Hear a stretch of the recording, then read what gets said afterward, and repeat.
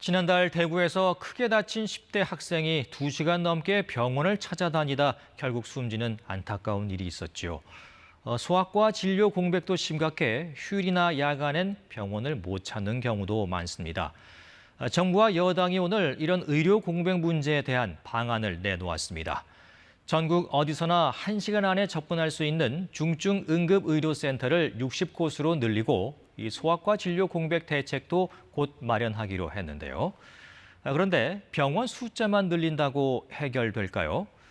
정부가 야간이나 휴일에도 문을 여는 달빛 어린이 병원을 확대하겠다고 했지만 문제는 지금 있는 병원들도 제대로 운영이 안 되고 있다는 겁니다.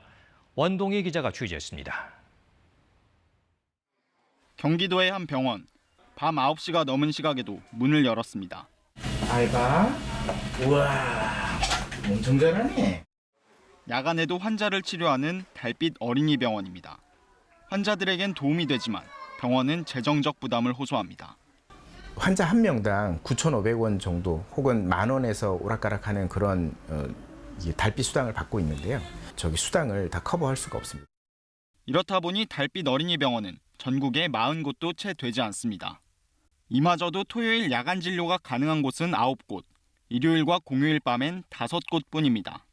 평일 밤이라고 해도 밤 11시까지 진료하도록 한 지침을 제대로 지키는 곳은 많지 않습니다.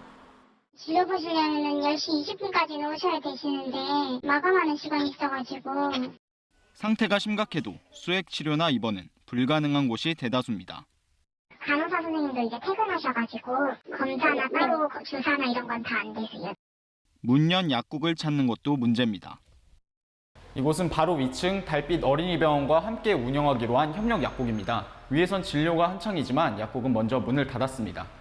남편 차로 이제 왔는데 내비게이션이 이제 위치를 알려주는데 길도 막혀 있고 해서 너무 불편했거든요.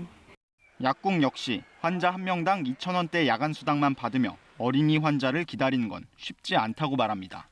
가루를 다 갈아야 되고 막 이러니까 만약에 100명을 보는 약국이라면 어린이 환자는 40명밖에 볼 수가 없잖아요. 그만큼 일이 많으니까.